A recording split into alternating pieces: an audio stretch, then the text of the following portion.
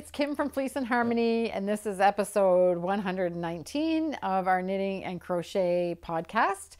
If you're watching this on the day that it's been released, it's April 14th, 2023, and we are recording in our yarn shop, which is in our woolen mill, which is on our sheep farm in Belfast, Prince Edward Island.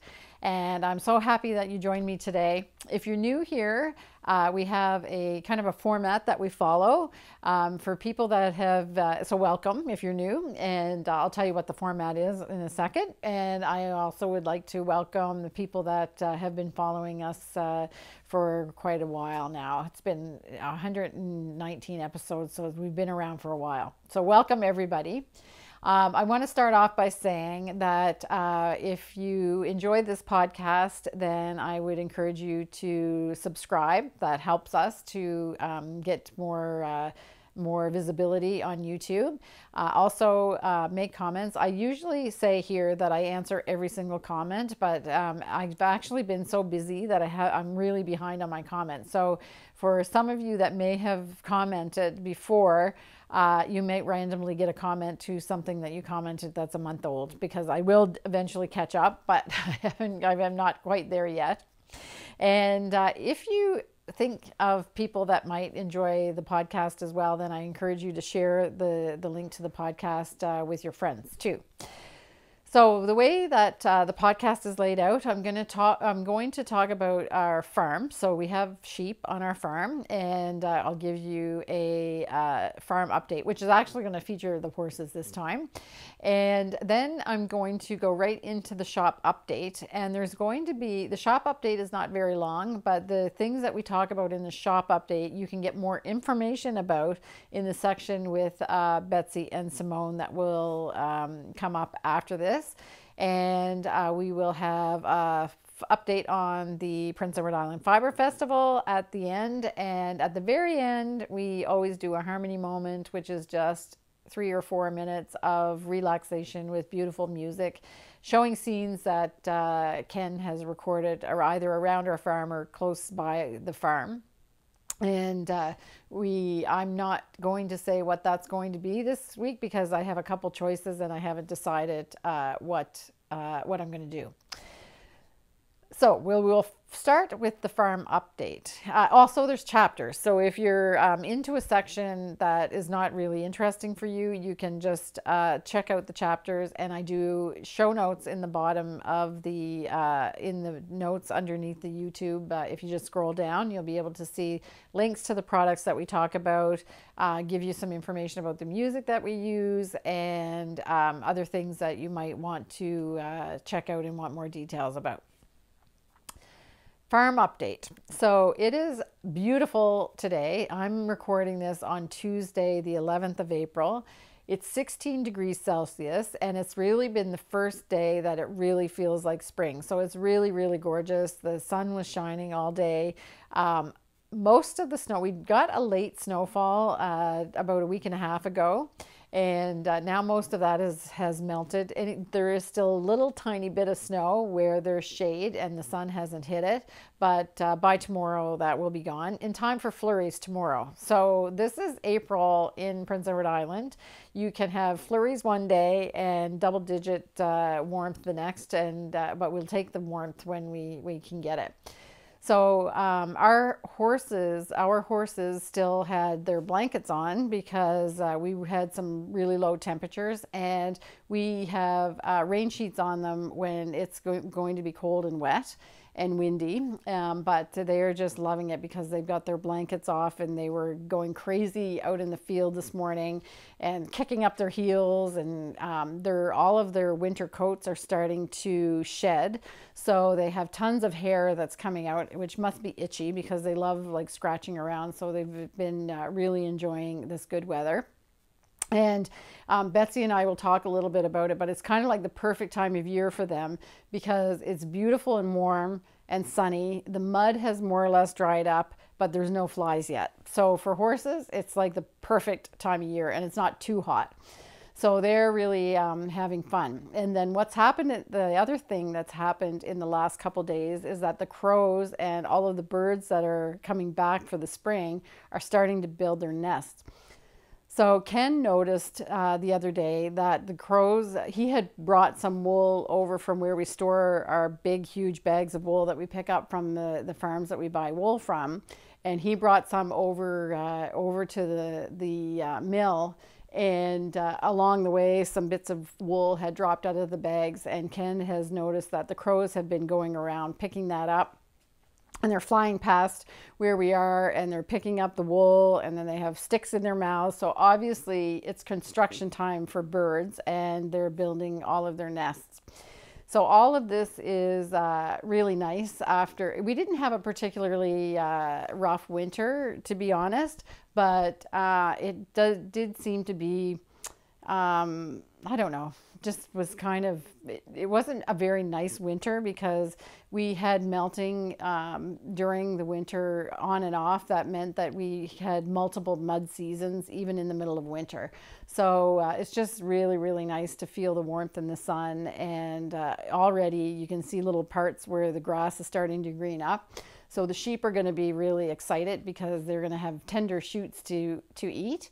If anybody's wondering about Diva, she's doing great. In fact, I think that she's actually better than ever because she is on medication for her arthritis. She's got a little bit of a stiff leg and she's on medication for that, and she's completely back to normal and better than she was before her mishap. So if anybody wants to know about what happened to her, if you go back to episode 117, we talk about Diva and her misadventure that she had in the farmyard. And I think that's really about all that's happening on the farm, which is, so it's all positive. Actually, in the house and the renovation, I'll see if we can take a couple pictures and look, is that we actually finally have all of the seam filling done and we're ready to start painting in the side of the house that we're renovating. So that's really exciting because we could actually clean up and get a lot of the dust, the dust from the gyprock being installed has just almost started to drive us crazy. So we were able to start to really clean that, and we'll be doing painting probably next week. So that's pretty exciting. So I don't think there's really much else to talk about at the farm. And so this is I'm mixing up the order of the way that we're doing things a little bit in this episode. So I'm going to do the shop update now. And what I'm featuring in the shop update is the Icelandic yarn. So I'm not going to talk a lot about the different colors and how we've gotten the colors, because we will go into a deep dive with Betsy about the colors that she's dyed for our Icelandic yarn. So made from a flock of Icelandic sheep that are here on PEI, and it's called Heatherdale Lopi. So it's a traditional Lopi yarn in the way that it's a single lightly twisted, and it's made from the wool from a flock of Icelandic sheep from Blominen Farm that's here on Prince Edward Island. We've had this yarn in the shop for quite some time. We do it in special batches, so it's kind of in and out. We do have quantities of this more than some of the other specialty yarns that we do, because there's a whole flock of sheep here that make the wool.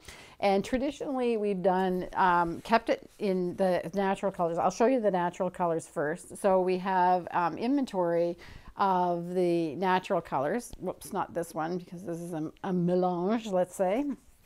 So we have a light buff color, we have a gray, we have a brown, and we have a blackish gray color that we have all in the natural colors, and those are listed on in the shop.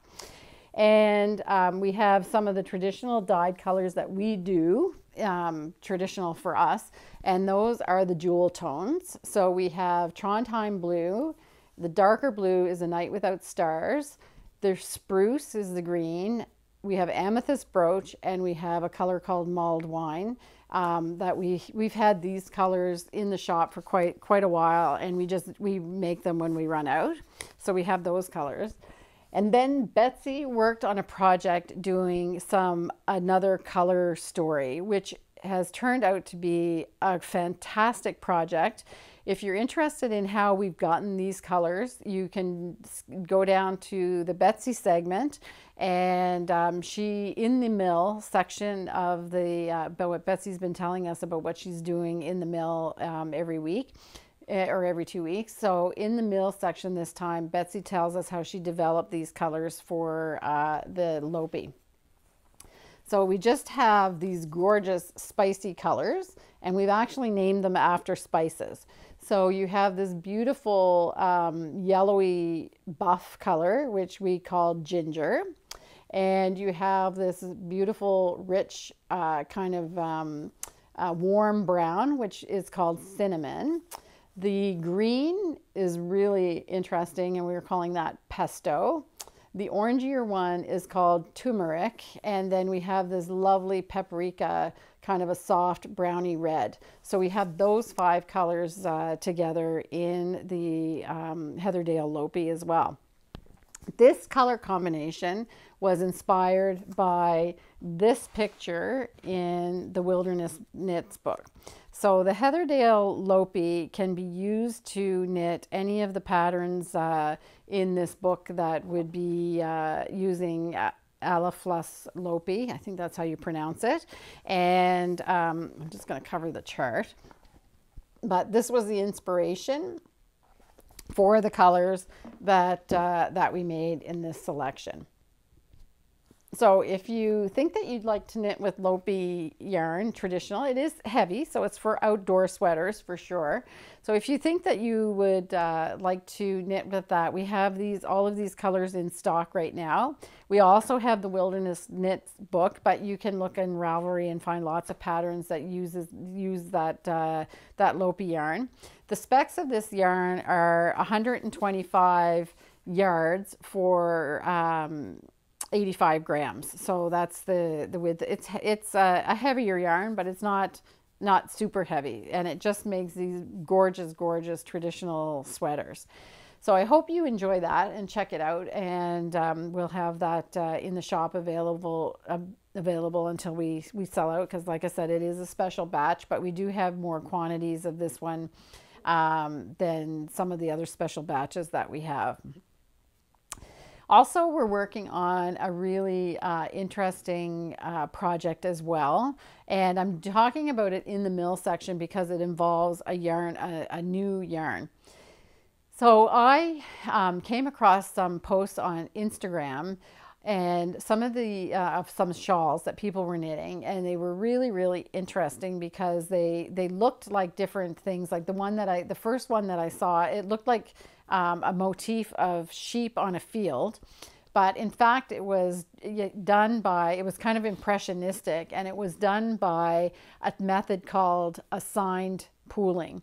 So this is a method of knitting that you can use variegated yarns to create, or I'm not quite sure.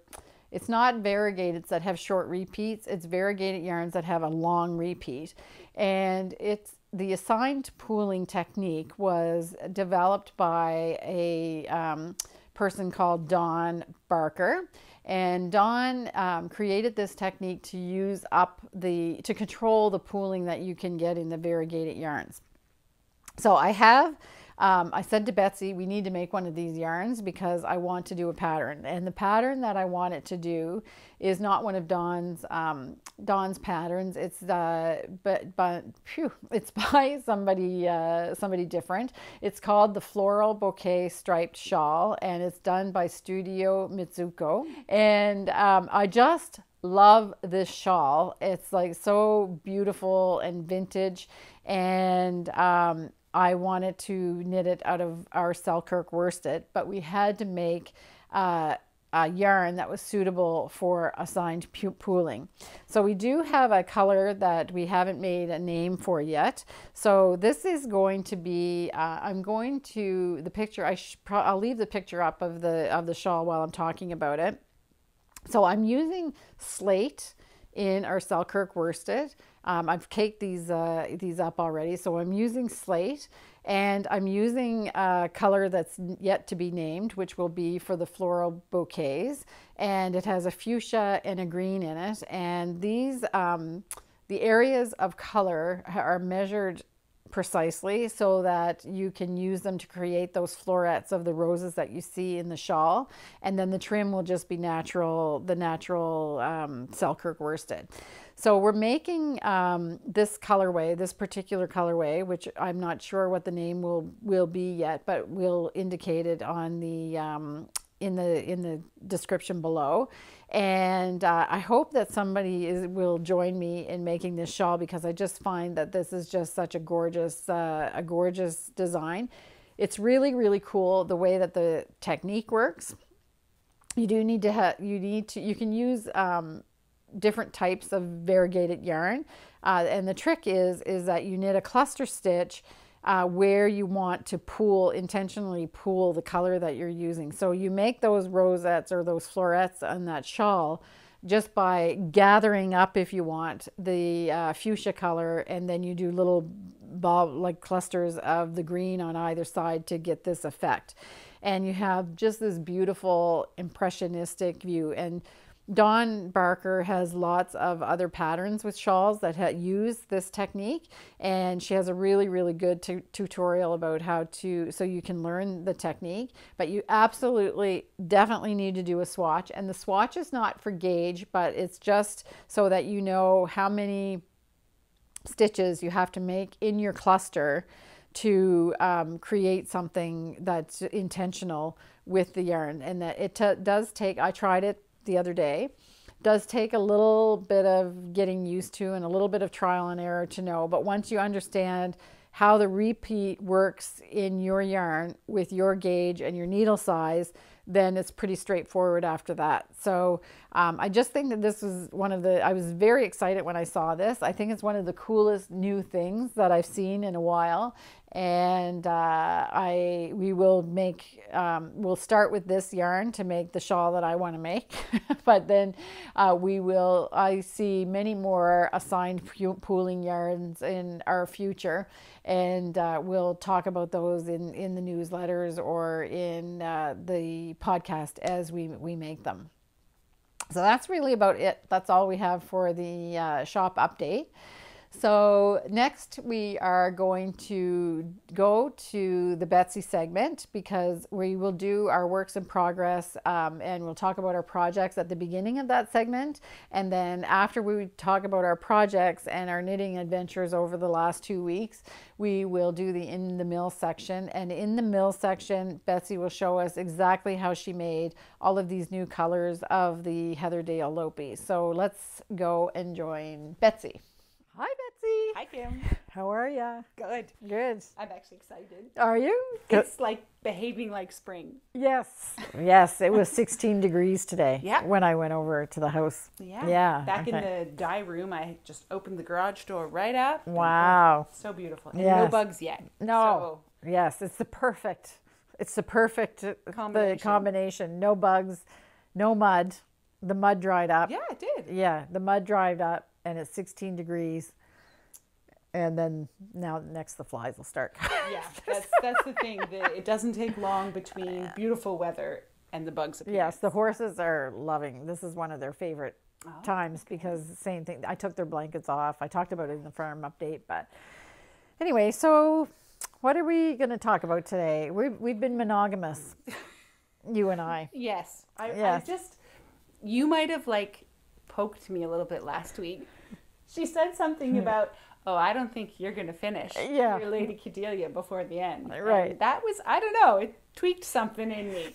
Betsy might be a little, I was going to say, Betsy may like a little bit of a challenge. I didn't do it on that. That's not what I meant. I know, that wasn't your intention. And what did you, where were you on the weekend?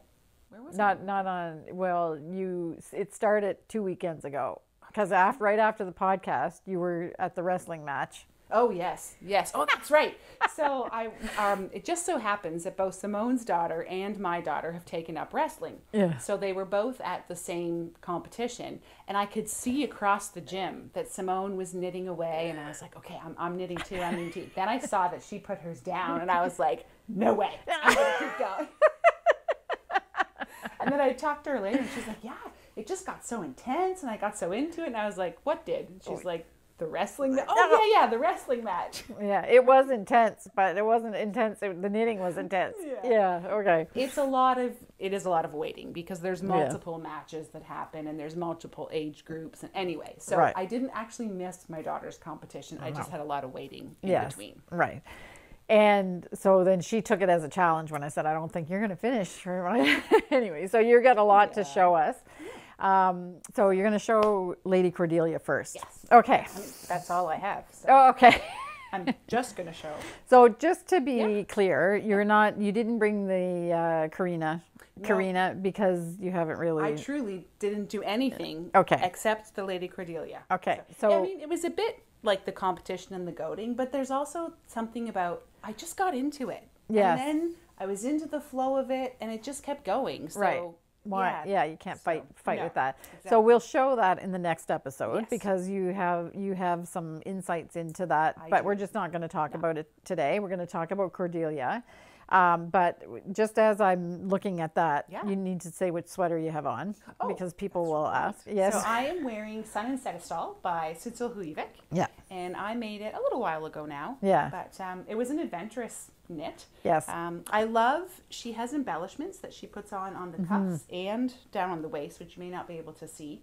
But she does crocheted flowers. Right. I chose to embroider, I was talking to Simone about it, and I think the crochet flowers just weren't quite working out the way they were probably supposed to. Right. And I'm more confident just confident in my embroidery. So right. So you just went ahead and did it. Yeah. Okay.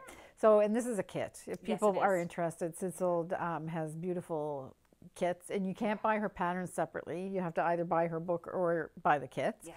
And there was a whole thing about this, the neck of this and so forth in previous episodes, which I will go down and put on the bottom here about if you want to see just how adventurous Betsy is, then we talked a lot about it in episodes, I don't know, like around episode 70 something or whatever. So anyway, I'll put it down here.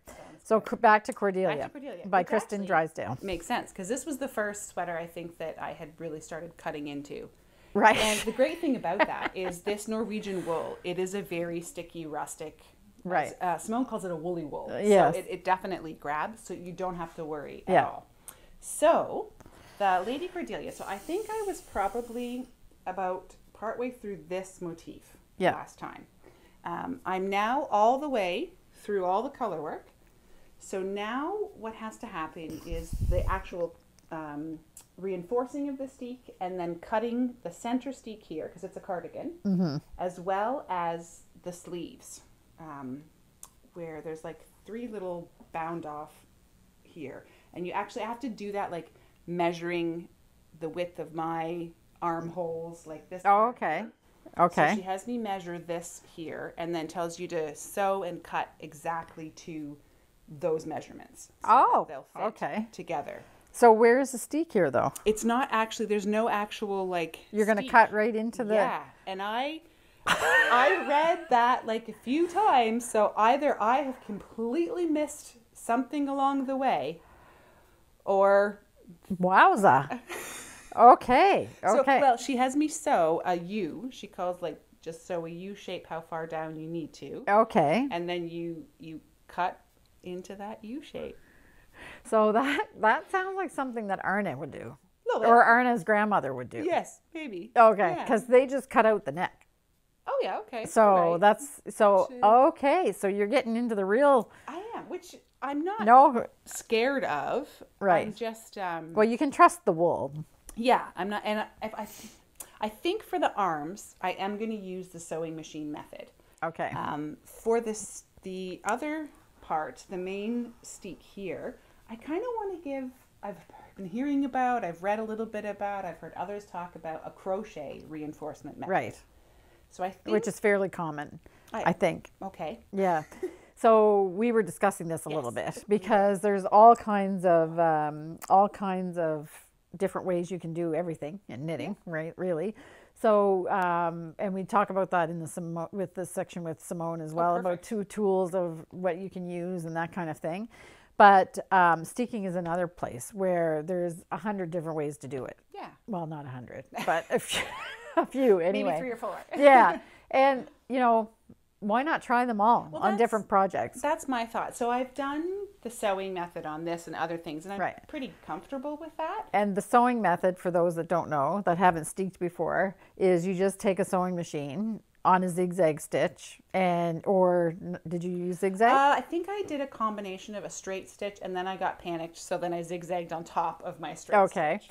And then you cut on the side of that, so then you really have your yarn is really secure. Yeah. That's the way I've done it before too.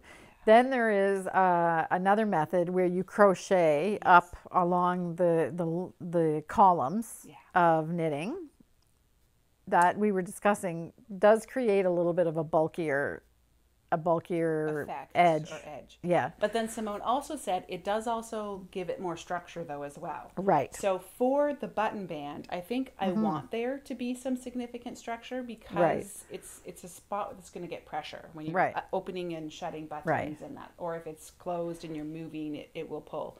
However, as I'm thinking about it, because I told you earlier that she does this method where so I'm not entirely sure I'm understanding it. I might have to read it a few times. I've already created the bottom part here of the button band, and it's on hold. Right. So I think I'm going to pick these stitches up, then I'm just going to knit the button band, but then it will be sewn to the project. So instead of like picking up stitches all the way up the steek, which is what I imagined would happen. Oh, okay. And then I imagined I would knit. So you don't think that that's what happened? I don't think so. Okay. Again, I've read ahead, and unless I've like forgotten to print a page or something, you're gonna have to stay tuned and see what happens. Okay. I love it because it's an adventure. I just don't know exactly for sure yet how I'm going to do this. Okay. I don't know if I want to follow the exact instructions she gave me. You might color outside the lines a little bit. But then I might have to end up going back to that if what I try to do is a bust. Right. So we're going to try. You're going to try something new, or okay. And so then we talked about, or we do talk. I explained earlier, or at some point, these segments. I'm not quite sure how they're all going to fit into the podcast. So continuity may be an issue in this podcast, but just try different ways. Like whatever you feel like you can't. There's no right and wrong. It's really Well, and actually, again, we were chatting this afternoon. We do that as we work. We have some quiet moments where we're working with our hands but talking over machines. Yeah. And Simone was saying she'd like to give sewing a try, which I've done some sewing. And the benefit to knitting is you can pull it back and redo it. You can in sewing to a certain extent, but once something is cut, it's cut. It's pretty hard to put it back together unless you don't mind a seam. Yes. So so that's the benefit of knitting. Right. Okay. So the next step. So, and by the way, she does have the sleeves done. If you haven't followed it, in fact, she's got 3 sleeves done. I did take the one out. Oh, did you? The yarn. Okay, perfect. Did you recondition the yarn, or did you just knit with it? You just knit with it. Okay. It was only in a sleeve for 36 hours. Yeah, right? yeah. Okay. I'm sort of being facetious, but also it's not like it sat around that way for a long time or anything. But you had no problem knitting with it. Is it in the sweater now? Yeah. Oh, okay. Yeah. So some people find that it looks bubbly, but you wouldn't. You can't. It doesn't. Somewhere down in this section. Yeah. No. Looks fine. I think so. Yeah. Okay. Great. And finally, by about like this top quarter or third portion, I felt like I'd had the pattern down, and I didn't have to look at my chart all the time. Good. So that was nice. Oh, that's right. The other challenge for me, I've done it before, but it's definitely slower. Once I got to the neckline here, you're no longer in the round. Right. So I had to color work purling. Okay.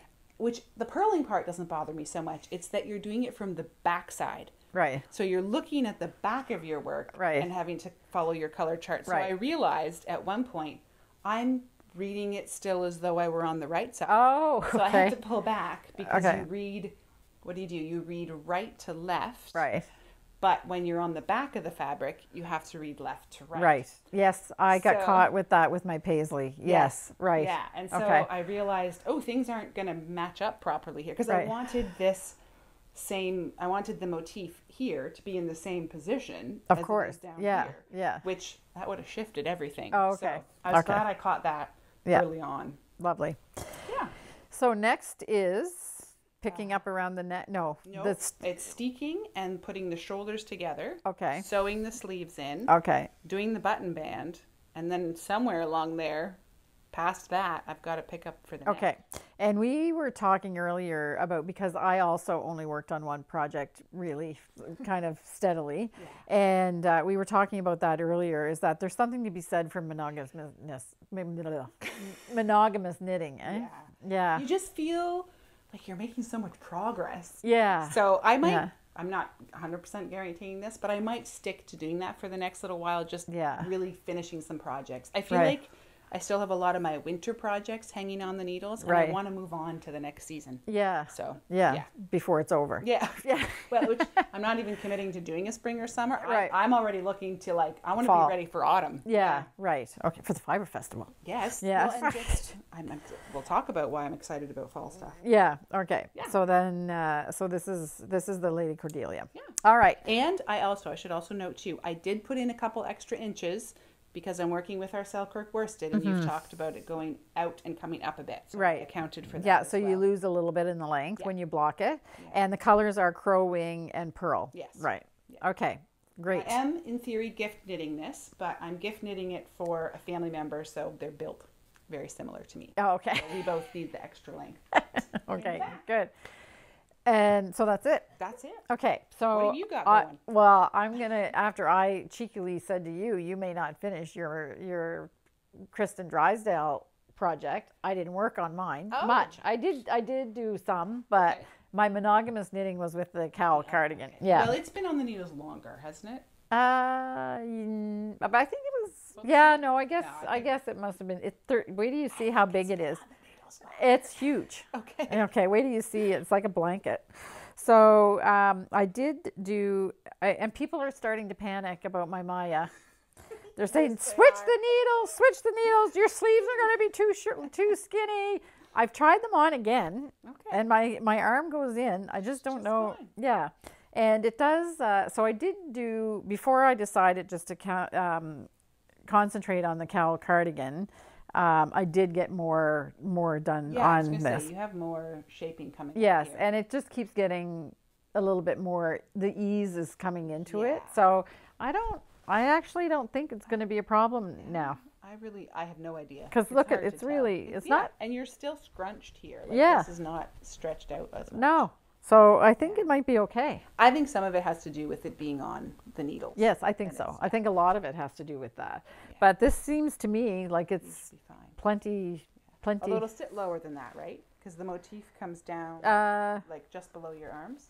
Well, it will be like this. Right there. Yeah. Yeah. Okay. So I still have quite a bit to go, and I'm not up to where you start decreasing yet. What kind of neckline is on this one? Just a crew neck, I think. Yeah.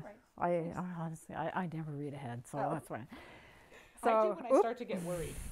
I don't know why I have my stitch stoppers on the other one, but I always like to take a chance with this. Yet this is the one that's the color work. I know. That's no rhyme, no reason. Living on the edge. Yeah. So this is Maja by Kristen Drysdale. My project for the Kristen Drysdale knit along that we're doing that ends on April 30th. So, and now you're further ahead. Well, no, you still have quite a little bit of work.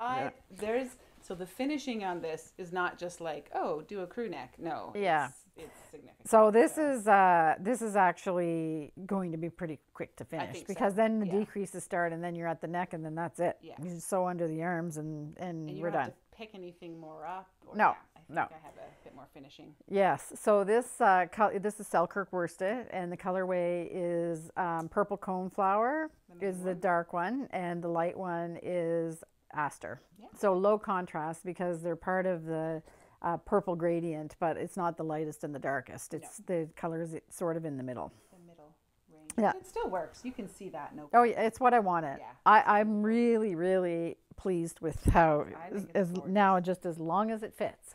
That's one little thing. Just as long as it fits. Don't write. It's okay. Yeah. Even if I have to take it out, I'm not really too upset about it. Like, I'm thinking it's going to be fine. I can put my arm in it. Yeah. It's still, I've got enough of the sleeve done that I can see that it goes up over my shoulder. I'm not really super worried. Okay. But it does look tiny. Like when you look at everybody else's sweater, but it's like I said, I have sticks. So I was going to say, as long as you don't take up, pump and iron between. Yeah, exactly. Okay. So I think it's going to be fine. All right, so I'll have you put that. Now the Cowl cardigan. I do have stitch stoppers on this. This is a monster. Oh my goodness, okay. Okay, so this is like, oops. Maybe just leave the yarn ball down there. Yeah, okay. I got to put stitch stoppers. What part to pull on here? Okay. There's a sleeve, okay. Yeah, so it's huge. It really is. Yes. Now, it's supposed to be drapey. And no, it's a jacket. Yeah. It's a jacket, really, and it goes down to like the middle of my thigh, which is where it's supposed to go. It's kind of got a... it's a lot of fabric. Yes. And then the cowl is here, and I have about an inch left. Oh, okay. So really and then you're done. Okay. So once this is done, and now I can tell that the big question on the last podcast was it twisted or not twisted? Not twisted. Not twisted. Okay. So I tried it on, and I think that maybe the twist does have a purpose. Okay. And that it makes the front, but I won't know for sure until I get it up. It makes the front lay flat. Fold in so that both sides. Yes. Yes. Okay. So here's where I was in my head. I'm going to ask you what you think. Okay. So this yarn is not particularly sticky. Right. But I thought if worst comes to worst, and I really don't like it, I know where she's going. I would cut, twist, and then graft it back. Maybe. It's garter. I know. I don't even know how to graft and garter. So here's where I would go. Okay. I think whether this would work or not, let me think on this. So I've made a neck scarf, infinity scarf before. You know that everybody that watches now has just gone. Okay, so here's what I have no idea if this would even work, but I've made an infinity scarf before. Right. That you actually take another piece about this wide and sew it. So you could potentially just sew it back together so you have a seam, but then with this yarn, you make like a piece that wraps around it that covers your seam, going the opposite direction. Do you understand? No, not really. No? But okay. I'm sure it would make sense if I saw it. Yeah. So you want it because you want to hide the seam. You could just cover your seam. Then it wouldn't matter how you graft it back together. But if you're confident you can graft in garter. I don't know if you can or not. But there is a little bit Nobody of a... ever has told me to steek in garter before, that's for sure. Yeah, yeah. So there is a little bit of a demarcation line when you're doing garter in the round, because you have you switch to the knit and purl, so you do have like a tiny little line there. I don't know if you can see it. But that's already attached to the body area. It's isn't it? on the side. You couldn't make your twist there. No. So you can't do that. No, I can't. No, I'm just saying that you've already got a line there. Line. Yeah, okay. But it is at the top of the shoulder, so it's kind of. If you, well, I don't know how that. So if you made sure your seam was exactly kind of where your twist was, you may not even. Yeah, so then that would be in the middle. I don't know. I might just do a little swatch of garter and see if you can do it. But the yarn is a little bit slippery. That's actually what's worrying me this is more. Alpaca? Well, no, it's kid mohair. Mohair, okay. Mohair and wool. Right, so again. So I don't know. Because the other thing, like garter doesn't actually have, like every other row there's no straight line, right? Like when you knit, there's a straight line. Yeah. Here there's not. It's a zigzag. Write your comments. Can you steek garter? Yeah, stop. Don't write about the Maja. It's going to be fine. I'm not changing needle sizes. I'm going to go. Write about this because it might, I mean, the only thing is that if I cut it and it really doesn't work, I'll be really upset. Well, because not only do you have to go back and redo the neck, that yarn is, you've cut every I'm not going back and redoing the neck. Oh. It's neck. I thought that it's funny because I think it looks like pretty mindless knitting. It is. But you just... It's huge. It's okay. 330 stitches around. Oh, so and I'm always looking for things that I don't have to... And yeah, it goes pretty fast, but it's huge. Okay. The whole thing, the project, I've had enough. The other option is you could just put a nice cute little fastener there. Yeah. That just brings those two pieces together potentially. I'm looking back. That we have a finished one that you got from a Rowan. Anyway, nothing will be done until it's completely finished. Sounds because good. I need to see if it really makes an impact Maybe or not. Even matter. But when I tried it on, I was just had the little niggling thing in my head that said, I don't think the neck is sitting like the sample that we have. So I think what you'll do is finish this one and then try to sample on as well. Yeah. To make sure that it's not another Because what issue. I really liked about the sample is that when you twist the cowl, the two pieces go together. And when I twisted the cowl, when I tried this, it went like funny. It didn't lay flat. So I suspect that the twist does something. Has something to do with it? But I don't know. They show in the picture of the cowl cardigan in the book, they show it with the cowl just down looped. So in that case, it just makes it like a kind of a twist on the thing. I might have to take that other one down tomorrow and start looking at it and going, is this really it or is it something else? Yeah. We'll have to find out. All right. So that's it. So anyway, another inch. So literally, I think it's 6 rows. I counted how much it is. 6 rows and it's done. Yeah. And I was really hoping to have it done today, but I knit a lot on it. I was knitting. My mother is like, my goodness, I went to visit my mom for Easter, and she's like, my goodness, you do a lot of knitting. You're knitting all the time. I said, yeah, get this thing done. But I just couldn't do it. I was even knitting this morning, and I'm like, okay, forget it. It's not happening. Yeah. I continue to, every time I pick it up, I just love this. Is it moss or seed, or is that the same thing? It's double moss and seed stitch are the same thing, but it's double moss or double seed stitch. So lovely. Yeah. It's really nice. Yeah, I can't wait to see it on. And this another thing, Maja, my gauge was tighter than her expected gauge, so I'm knitting size 5 of Maja, and it doesn't look overly big. This one, my gauge was slightly larger, so I knit the smallest size, but it's still roomy. It's roomy. Well, it is supposed to be like bohemian, flowy. Yes, it is. Yeah, it is. But it's to the specs that I want. Like the specs, it's exactly the specs, but you do have to be just a little bit careful with Rowan, like they're bigger, like they're looser garments. There's a lot of positive ease. Okay. You just need to be a little bit careful about that. I think, that I found that knitting their t-shirt last year. Yeah. So you get if your gauge is on, then you get what you're knitting. Just pay attention to what But you don't realize how big, like in the case of the Elda sweater that Jennifer Hicks did, which she said, oh yeah, okay, well there's 8 inches of ease. Well, so that was my other thing too. With Rowan, they don't actually give you, what do you call that? When they actually give you like the schematic? Schematic. Yes, they do. Do they? Yeah, they do. Okay. But you just don't think about it. You need to think about what exactly is 8 inches of ease. Yeah, so that's what happened with Jennifer Hicks when we finally figured out, like, why is this sweater so big? And then we took a measuring tape and we put it around her, which would be the specs, because she was going by the chest size, like the whatever. Which is what you do. And then we looked and she said, I don't understand, because Jennifer Hicks is somebody that always gets gauge perfectly. So she was completely flummoxed because she's always gets exact gauge. Yeah.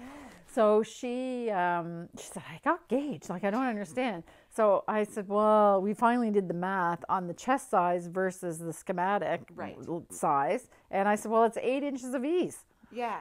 And she said, well, what does 8 inches of ease actually look like? And I said, well, let's take a measuring tape and do 8 inches bigger. But you still had to do some math there to figure that out, right? Like it didn't state in the pattern 8 inches of ease or something. Well, I'm not sure if it did or not, but anyway. Who reads that? You got to pay attention. Who reads that? The schematic is on there. And we put a measuring tape around her with 8 inches extra, and she goes, well, yeah, that's it. Yeah, she said, yeah.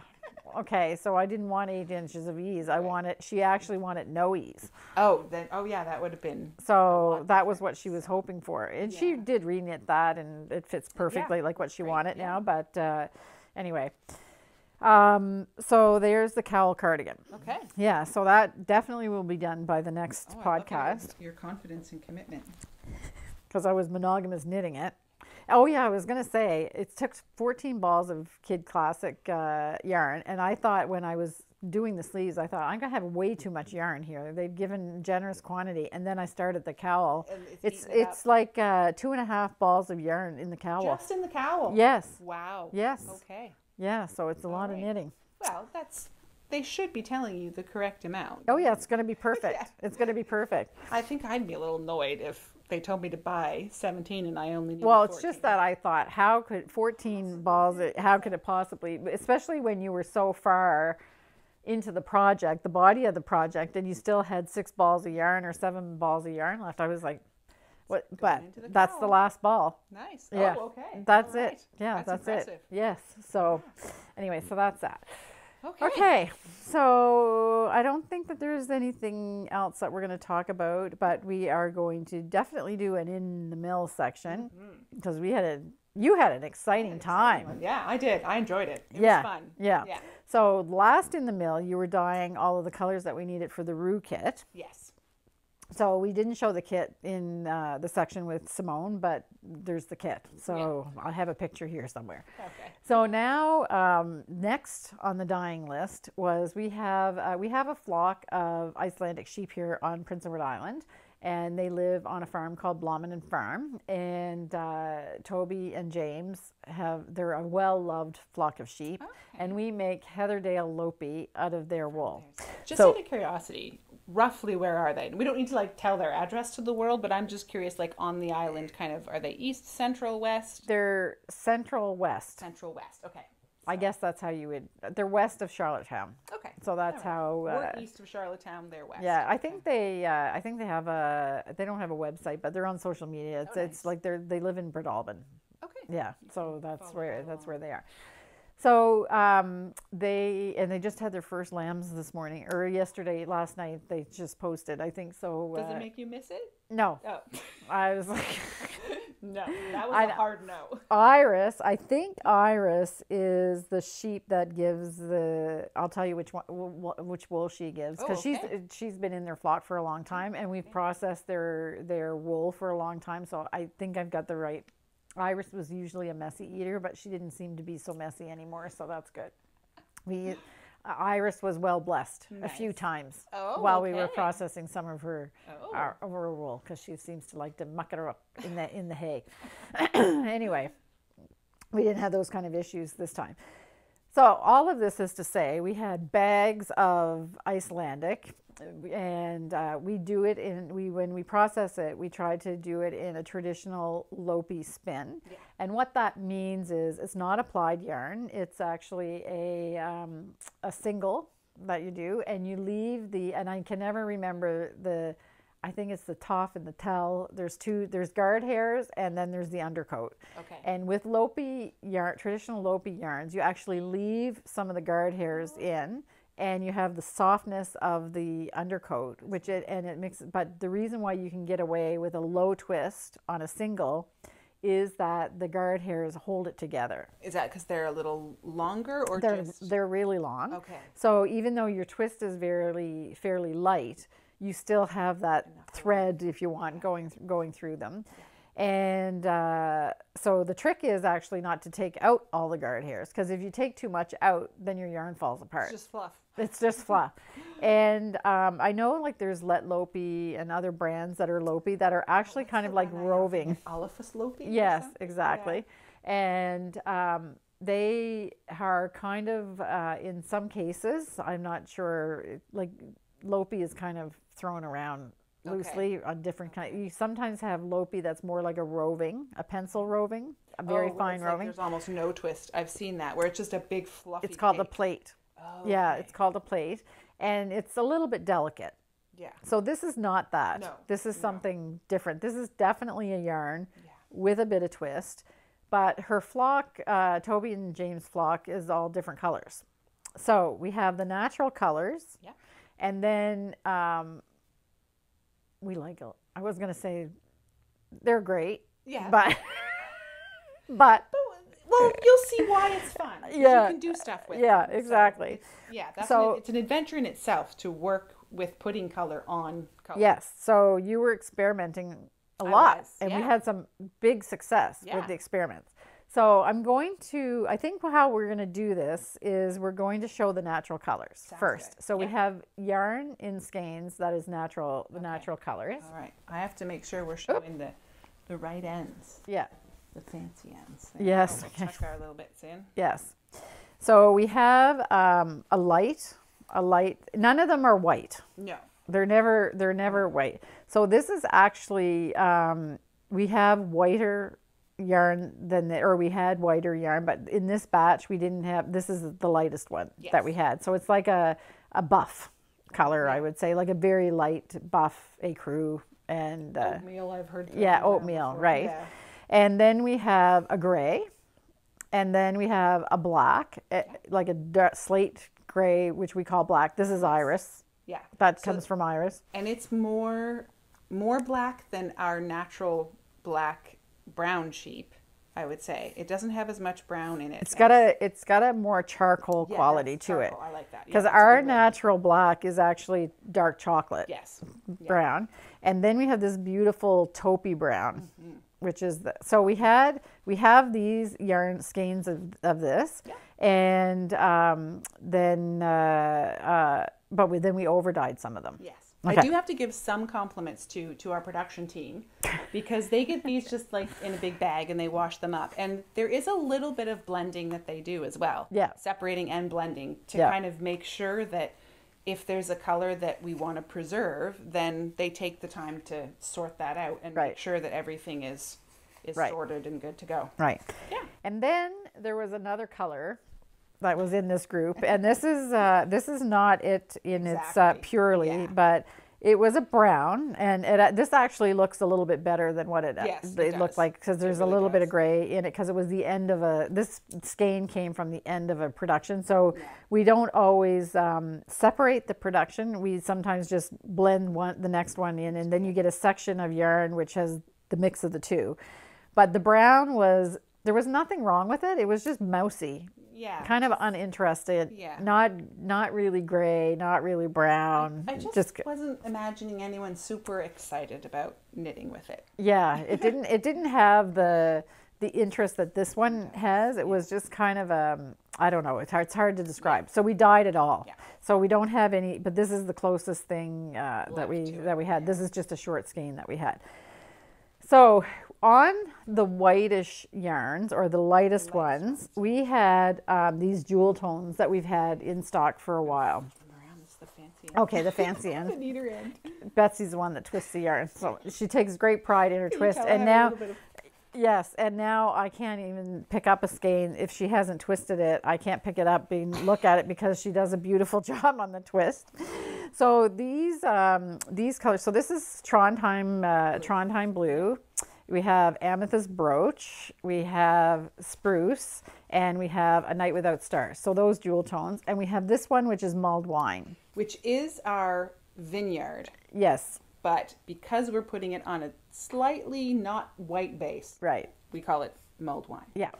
Just gets a little warmer, I think. Yeah. So these are pretty pure colors. But now when you start going into the darker colors, and you need to put colors over them, we're just going to show, this is where Betsy really had the fun. So I'm going to show you a picture out of the Wilderness Knit books, because you can use these, I've looked at this so much it just opened up to them. You knew where to go. Yeah.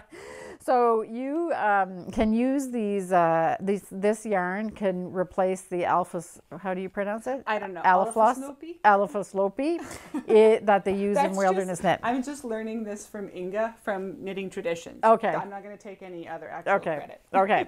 So I'm just going to put my hand over the chart here, but I absolutely loved the colors of this sweater. I thought this was like it's not normally my colors, but I just think that it's just beautiful. So I said, Betsy, I want that. So So Betsy goes, yeah, okay. Oh, right. So. Well, I'm looking at this. Right. So how do you turn this into that? So you made the magic happen. Well, you start doing samples. So what I do is I just take a little bit of yarn, about 10 to 15 grams, so that I can just try different colors on it. And then fantastic things start happening. Yeah, yeah. So do you want to explain how? Sure. So this one here is actually the same as this one here. So we're calling this one, this is cinnamon. And this one here is turmeric. We've gone with a spice theme. Yes, we have a culinary, since we have to name everything with something you can find on the island. Well, you could find spices in the grocery store, but it's not like they grow here. No. But we do have a culinary institute. So we really stretch the thing. Yes. Well, I also thought, Icelandic sheep wouldn't exactly be native to PEI. No, they're not. So we have a little bit of... But they wouldn't be anywhere close to where the spices would grow either. But anyway, we took some artistic license with this. So we've got cinnamon and turmeric. Yeah. And they are on, I'm not going to say exact same base, but they're on a very similar base. So it's actually the same color of dye. Right. But because the base is different, you get quite a difference. So this one is on a browner base. Is it this brown or It's a little bit lighter than that one. The not good brown. Yeah. Okay. Because I wanted to preserve something more like this. One. Yeah. Even a little bit lighter, and that's how we got these lighter hits that are happening. It's so luminous and glorious that it's hard to describe. I don't think it will. It's just so beautiful. Okay. Yeah. So those two there are our same dye color on a different base. So, and it's pumpkin patch. I'm putting the right side out. So pumpkin patch is a color that we had in Selkirk worsted. So you can see that there, not that different. Yep. But this is really, it's gorgeous. Yeah. Yeah. I was super excited. And I was watching this one in the pot, and at first because I thought I was making this, and I was like, oh. Yeah. So as you're watching it soak up the dye, you watch it change. Then this one here, I did put it on that. You're right. We had a bunch of that. We had 2 batches of this. So I did put it on that. So this is actually our bonfire. Yes. So look at that. So this is on our white base, we'll call it. And then you put it on a brown base, and it just warms up. Oh yeah, it was gorgeous. Yeah. So now we've got this beautiful rust shade that we are calling paprika. Yeah. So this plus this makes that. Makes this. That's the baby. That's the baby. It's beautiful. Oh. It's beautiful. Okay. Right. And then this was a fun one too. So we had plenty of this color. The black. There must be more than just iris. Yeah, probably. Okay. Iris and her offspring, probably. Iris and her offspring. Yeah. So we had plenty of this one. So I took this color. I don't know. Yeah. I took this color and I tried a few different things on it. So this is just a straight up what we call bright green. Yeah. So it's not a complex color on its own as the dye. But when you put it on top and it's a pretty fluorescent green. Yeah, it would be if it was on white. Yeah, exactly. But you put it on this dark base and you get this beautiful seaweedy, there's a lot going on in it. Yeah, it's just gorgeous. It catches the light because you probably won't be able to see it, but part of the gray tone of this comes from white guard hairs. And the guard hairs don't take up the dye in the same way that the undercoat takes it up. Yeah. So you end up with these beautiful shots of this brilliant bright green that you would never wear by itself unless you really wanted to go funky. But in this, it's just so complex and just gorgeous. It does. It kind of reminds me of just a really squishy, good, healthy moss. Yeah. So we're calling it pesto. Yes. Yeah. Oh my goodness, I'm becoming hungry. You love it to eat and love it to wear. I do. Yeah. Actually, I don't know. I've never worn that color. I don't know. I don't know. I really liked this one, but I don't think it's my color. It's just not quite. To be honest, I am a jewel tones person, so I love to look at these colors. And then this one. This is a real surprise. Yes. So this is our autumn birch put on.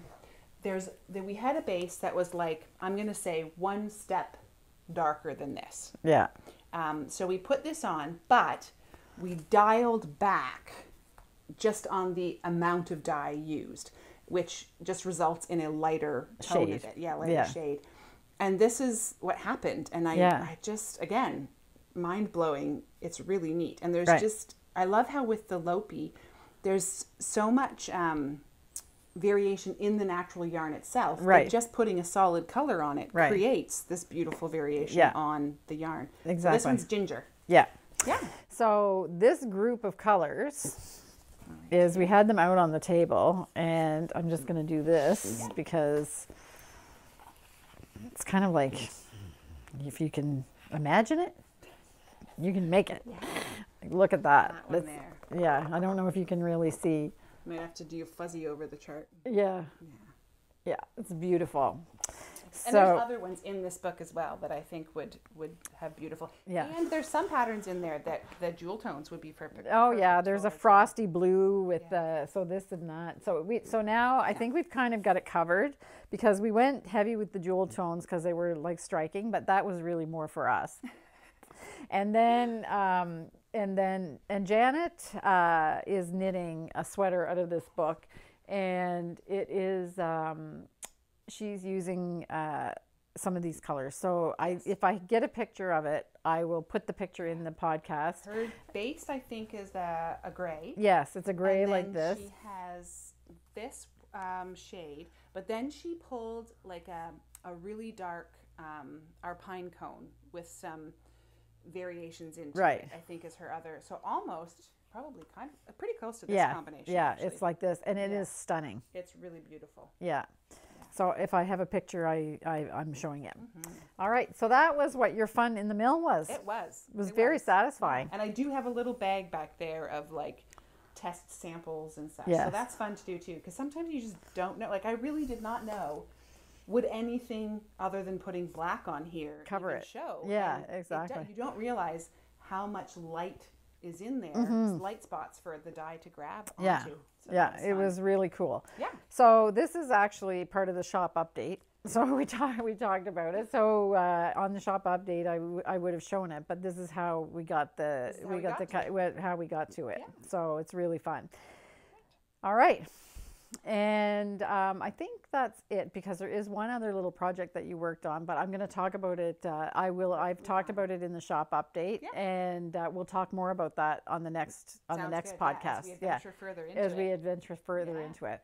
So I think that's it. Yay! Yay! Right, well, thanks, Betsy. Thanks again. Okay, see you tomorrow. Bye-bye. Okay, bye. Okay, so Betsy gave away all of the great things that she learned creating these new colors in the Heatherdale Lopi, and you can tell she's excited because it was like a huge success. It was really, really a great experiment. We didn't talk about the assigned pooling yarn that she made, because she did do the test for that, but we haven't gone into production with that yet. So we'll talk about that in the next episode. Now we'll go to join Simone, and in the section with Simone, she's going to talk about her new Jennifer Beal project that she's doing called Rioux. In that project, we created, we talked about it in the last episode, we created a kit for that beautiful shawl, which has 14 different colors. So if you're interested in the kit, you can purchase that. And we talk about using different techniques to do different things, and how you choose what kind of technique you want. In this case, Simone was using double points to do a section of the Rioux shawl. We'll also show her progress on her Domino sweater, which is also by Jennifer Beal. And she started a new project called the Everyday Cowl by Andrea Mowry, which she is using 2 different size yarns on. So we're going to go join Simone and see what she's been up to. Hi, Simone. Hi, Kim. How are you? Good, and yourself? Oh, I'm good. I'm good. We have a lot to talk about today. Yes, we do. Yes, we do. So I'm not sure where in the podcast our segment is going to go, because we record the different segments separately. So I do my farm update at the end, actually. And then I sit with Simone and I sit with Betsy, and I'm not quite sure where we're going to edit this in. So if there's a lack of continuity in this episode because of things that we talk about, I also have a pretty short memory. So I'll talk to you about stuff, and then I'll forget that I already talked to you, and the viewers have already seen it. Anyway, but I think we should start with what you're wearing. I am wearing the Love Note sweater by Tin Can Knits, and it is knit in Fleece and Harmony point perm sock in chestnut and Kid Silk Haze in soil. Yes, and we've talked a lot about this sweater because it's absolutely gorgeous, and it's even better in person, I'm sure. It is, because you can't really feel it. Yes. And feeling is half the fun. Yes, it sure is. Okay, and I'm just wearing a store-bought sweater today, so. But it's very nice. Oh, thank you. Yeah. Thank you. Okay, so what we're going to do today is Simone has started her Rioux project, which is a Jennifer Beal pattern, a shawl, and she's going to talk about that. And if you missed the last episode, I will tell you that Simone will do a little feature on Rioux every 2 weeks, so we can follow along with her. So if you want to knit the Rioux pattern, Simone will give you all of the tips and tricks that she's discovered while she's knitting it in this segment of the podcast as we go along. We're also going to look at your Domino progress, which is another Jennifer Beal sweater, but you knit a lot of Jennifer Beal, but it's not the only thing that she knits. That's right. And then you have a new project from DRK Everyday Cowl, so Andrea Mowry's Everyday Cowl, and we're going to talk about something interesting with that because it's about mixing yarn weights, right? Yeah. Okay. Yeah. So we'll start with Rioux. Okay. So where are you with that? Right. So I have made a bit of progress in the pattern so far. I'm about halfway through chart 1. Okay. And so this is just lace so far. Yep. It's a circular portion of the shawl, and it's knit from the center out. I did try 2 different methods of starting the shawl. I tried the magic loop, and I also tried double pointed needles. I found with the magic loop that whenever I went to pull the needle through, things got a little tight, and it was harder to tell, where my stitches were at. I was getting some of them crossing over, things like that. Okay. Just because I was being a little rough. Yeah, okay. It happens sometimes. So I switched over to double pointed needles. And I know double pointed needles aren't as in fashion nowadays, but they really are a good tool to have in your arsenal. Yes.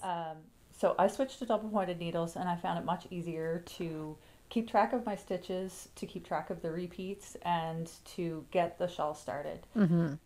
So there's a startup round. So it's not just a simple cast on, or it is. Okay. But there's I think 6 setup rounds. Oh, okay. That you need to complete before you actually start into chart A. Oh, okay. Okay. And it's just easier on double points. I found it a lot easier on double points. It helps keep the tension nice and even. Right. Okay. And we were talking about this before we sat down here. Yep. Is that no one method is good for everything. So we all, if you're a fairly experienced knitter, you've probably gone through a lot of different techniques and things for almost everything that you do, but it's worth exploring other ways of doing things. So even if you love magic loop and you've only ever done magic loop, you kind of don't know what you're missing with double points if you've never tried them, because there are instances when they are really good. Yeah. Other times, small circular needles, like you have it on a small, like what, a 16-inch now, or is that I think it's a 22. Oh, it's 22. Okay, so it's bigger than what? Oh, you've got regular tips on now. Yeah. Oh, okay. Yeah, so I started out with the double points, and once I had enough stitches, I switched over to the small circular. Okay. And when that got kind of busy, I switched to the regular. Okay, so you just moved up. Yeah. Yeah, okay. Yeah. And so I think what would be the big thing about double points, that they get ladders in between the needles, some people, but in this case, it's lace anyway. So even if you did, it's not like when you're doing a sock or something like that and you can see a ladder in between. So why not try it? Like that's what. All right. So I've already showed a picture of the shawl at some point. So there is a round part, but the shawl's not round. It actually has these 2 pieces that come across in the front, and that's where Jennifer in her picture has it tied. But you kind of go in a few different directions with this. So right now, how much more do you have to do with the circular part? I'm not really sure. Okay. I know I have to complete the first chart. Yes. and I did read through the pattern. Okay. It kind of escapes you right Yeah, now because okay, it's a that's lot of okay. information. Yeah, there is to a keep lot of track information. Yeah. Yeah. So, and you're knitting, I don't think I mentioned that we actually did kits for this. This pattern was designed with another yarn. And but we wanted to have Simone knitted in point prim sock yarn. Yeah. So it's 14 colors in the selection. And there's all kinds of different lengths of yarn that you need. So what we've done is we took colors out of our own catalog, but we also had to make new colors for the kits to be able to get the same kind of feeling that Jennifer had with the yarns that she used. So there's lots of new colors in the kit as well that we're only making for the kit for now. So if you do want to knit this project and you don't want to try to choose 14 colors on your own, you can purchase the kit from our website.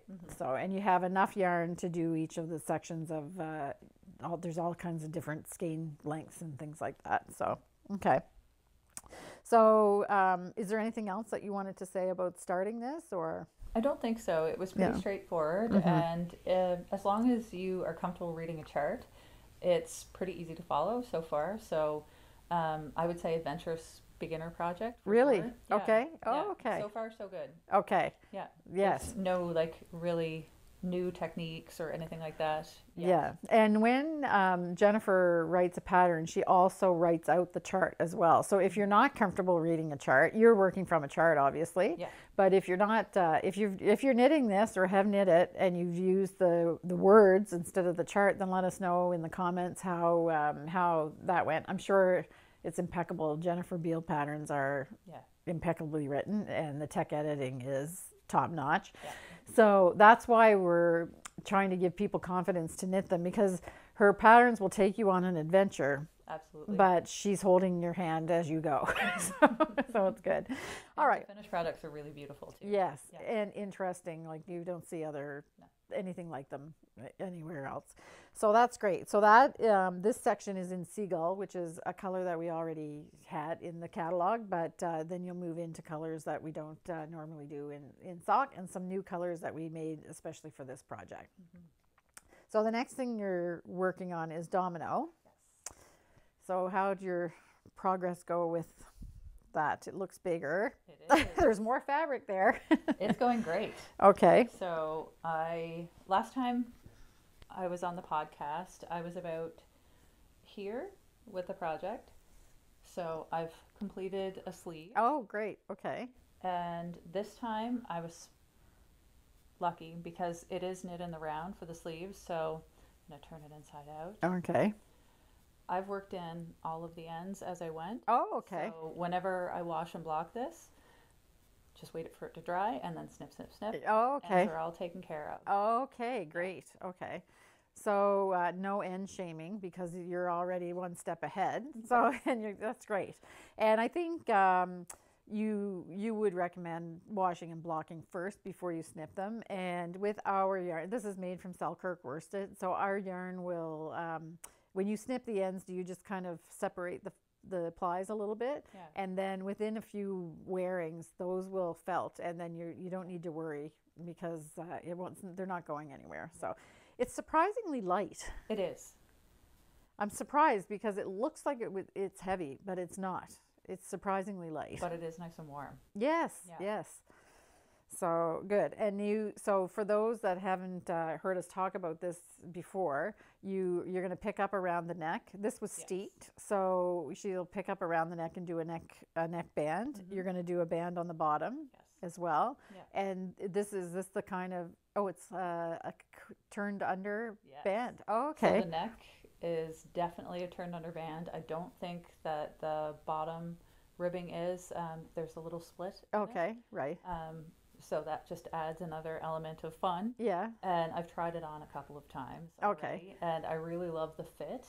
I knit size 2, and it's got the kind of comfy sweatshirt type feel to it. Okay, great. So it's going to be one that's in regular rotation. Right. Oh, good. Okay. So this is, and the colorway is Pine Cone in Selkirk worsted, and the Selkirk worsted red gradient kit. And it was designed with Selkirk worsted yarn. So in the one that Jennifer did, I probably have showed the picture here as well. It was natural with the blue gradient. So that's that. It's lovely. I did notice I made a couple of mistakes. You did? I did. Where? Can you pick it out? Where do I look? Take a look at the color work bands. In the back here? Front, and then compare them with the sleeves. Oh. The Okay. one band right here down the middle of the body, I used one shade lighter than I should have. Oh, And I fixed it okay. on the sleeve. So Okay. that is a design element. Okay, but did you use all the colors? Yeah. But you didn't notice that you made a... I misread the chart. Okay. Because I wasn't paying enough attention. Right. And I used the wrong color just for the background. Oh, So okay. the other color is correct. And I fixed it in the sleeve. So you can see there is a wee bit of a difference. Not much. Yeah. But it just goes to show that. Okay, so this is so it has a little bit of more deepness to it. Okay, Yeah, overall. so this is more of a pop of color, and this just kind of blends a little bit. Yeah. And are the bands wider? Nope. No, they're the same? Yep. Okay, because it's when you look at them this way, it looks a little bit different, eh? Yeah. Okay. And I think it might be just because I have this on the sleeve and I've tried it on a few times. Oh, so okay. it's So you're already... Okay, But yeah, great. been It's washed beautiful. Yeah, it feels really, really nice. Yeah. Okay, excellent. So you definitely didn't have to tell us that because I wouldn't have noticed, but it... But it's proof that I would make mistakes too. Yes, I know. That's right. People think that, oh, you know, I just found a mistake in my Cowl cardigan too, so, which I'm not going to fix because it's minuscule, but it's, we all make mistakes, that's Yeah. for sure. Yeah. Okay, so that's going along, and now let's see your new project. My new project is the DRK Everyday Cowl. Okay, And let's see which way it goes. It goes this way. okay, So it's kind of a fun and funky construction. It's knit on the bias, and it's mainly garter stitch with some slip stitch detailing on it. yeah, let's see if we can put it up close. Should be able to see it. It's a fairly thick yarn. So Yeah. this is Bramble in Selkirk worsted with a hand spun. Yes. Yeah, okay. So I'll hold them up here for people to see. I've got kind of a mess going, but those are the two yarn choices. As you can see, I'm getting through it. Yes. Yeah. And we should talk about, because what we wanted to talk about with this project is it's a fairly simple, straightforward pattern. It I don't want to be difficult, but I wouldn't consider this a cowl. Is it gonna be attached in the back? It is. It is attached. Okay, because right now it's a kerchief. Yep.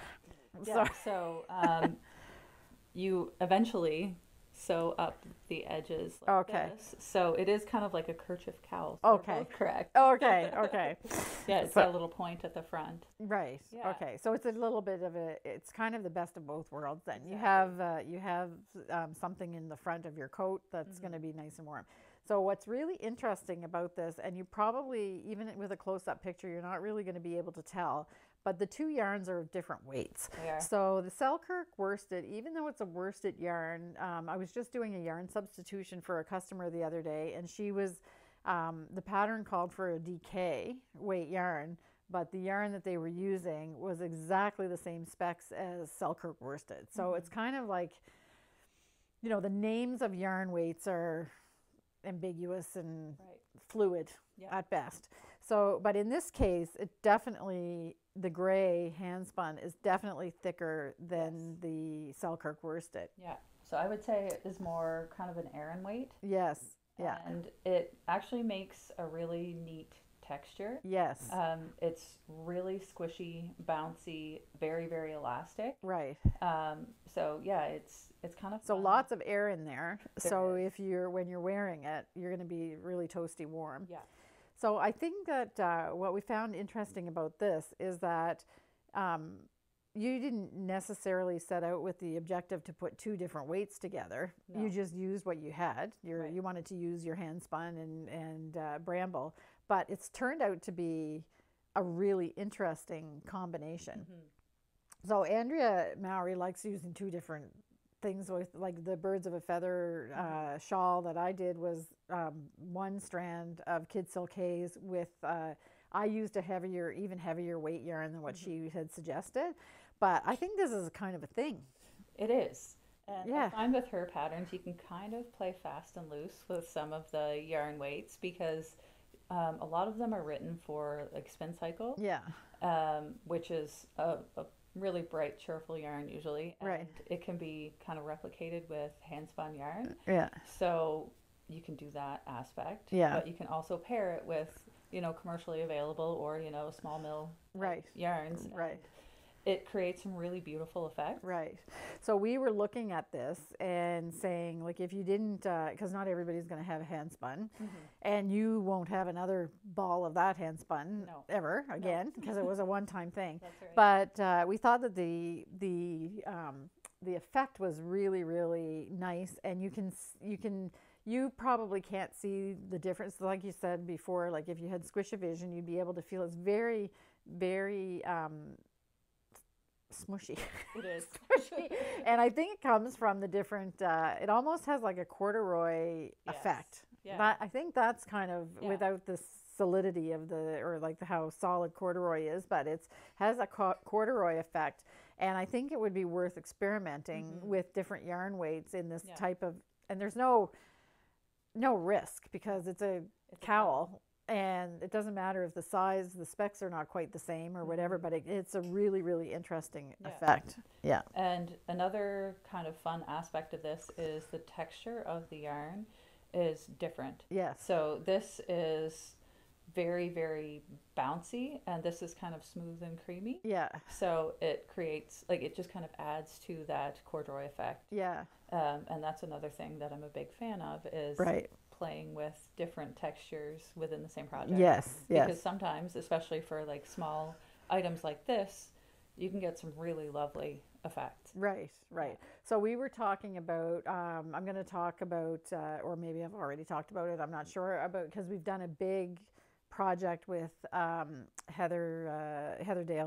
Lopi. So a Lopi and Selkirk worsted maybe might even be something completely different, it's good for people, like if you have those special skeins where you maybe only have one or two skeins of it or whatever, I think you should just, the worst thing that can happen is that it doesn't work out and you have to unravel it and use it for a different project. It's not really like, it's fun to experiment and see.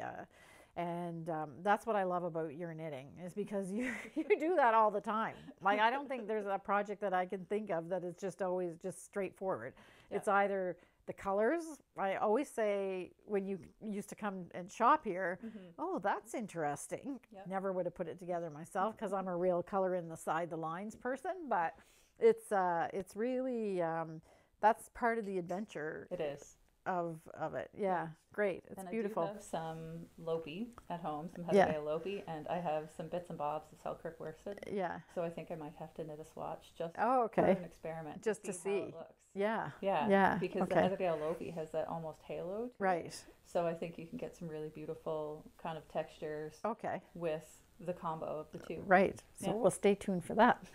And Simone, I have to tell you, hashtag spring in the making is going crazy. Yes. Okay. So Simone's hat, spring in the making, that she did with her Makkin belt, her knitting belt. Somebody asked me a question. Do you find color work easier using the Makkin belt than needles? I'm still finding the needles easier because I'm not really practiced with the belt. Okay. But I definitely see the appeal of the belt because the stitches are divided in half, so it's very quick and efficient. Oh, okay. It's just turning the corners that I'm kind of not so great at yet. Oh, so okay. I still You're have to work on my practice. tension a little bit. Yeah. But yeah. So I thought, when I read that question, I thought, well, what would really be the difference? It's just a different way of holding your needles. But you think that there may be advantages or too, using it in color work, or it's just another technique?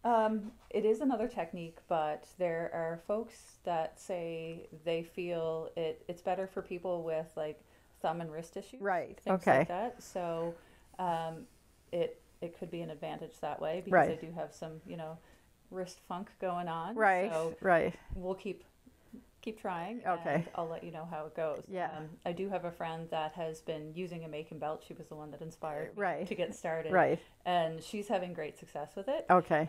She said that she has far less joint pain. Oh, okay. Yeah. Oh, and okay. she's able to crank out hats like nobody's business. So another tool in your tool belt. That's your right. knitting belt. Knitting belt. Okay, it's so great. I mean, it's just it's really after you get through the basics of knit and purl and knitting, and you've got some things under. It's really time to explore with different things. Absolutely. And everything. So that's really what keeps things interesting. Right? Yes. So anyway, if you've knit the Spring in the Makkin hat that Simone designed, then put your stuff up on Instagram and hashtag Spring in the Makkin, and because we're loving it. So I even saw somebody from Shetland knit it. I know. I was so excited. She's knit 2 and she's making a 3rd in hand spun, in Shetland wool. So it's cool, really cool. We really get a kick out of that. Yes, so yeah. Absolutely. Okay. So is there anything else that we need to talk about? Did we forget about anything? I'm gonna look at. No, I think we covered everything. We got it. Yeah. Okay. Great. So see you later. Yeah. Thursday. Okay. Bye. So that brings us to the Fibre Festival update. There's not much new news to talk about on the Fibre Festival. In the last episode, I said the workshops have all been uploaded on the Fibre Festival website, so that's still the case. There's been a couple new vendors added, and again, I'll just make a note here that if you're interested, there is a Fibre Festival newsletter, and if you're on that newsletter subscription list, you will get advance notice of when the tickets go on sale for the workshop. So you will have a preview of the choosing the workshops that you might want to attend. On the website as well, all of the hotels that are giving preferential rates for for your stay here in Prince Edward Island when the festival is going on, they're all on the bottom of the website. So you just have to click on the logo of the hotel and you can see the availability of hotel rooms.